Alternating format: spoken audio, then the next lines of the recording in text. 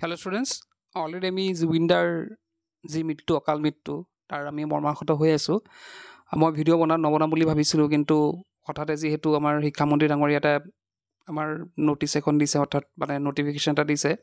সেইটো জনাটো দৰকাৰ সেইকাৰণে বনাবলগীয়া হ'ল তাতে দেখিছে in view of the ultimately death of late Zubeen Garg all inspector of the school are instructed to postpone the half-yearly examination scheduled tomorrow until the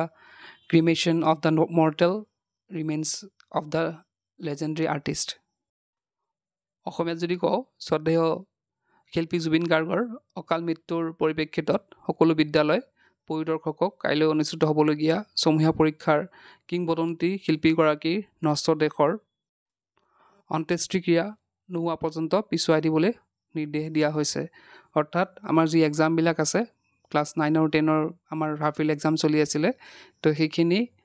যেতিয়ালৈকে জুবিন গাৰ্গৰ মৃত্যুৰ মানে তেওঁৰ মৃতদেহৰ যেতিয়ালৈকে সৎকাৰ কৰা নহয় তেতিয়ালৈকে পষ্টপন কৰিব দিছে আৰু তাৰপিছতে হয়তো সেইবিলাক ওলাব কেতিয়া হ'ব নহ'ব সেইখিনি পিছত হয়তো ন'টিছ আকাৰে আমাক দিয়া হ'ব তো এইখিনি আছিলে যে ভিডিঅ'টোত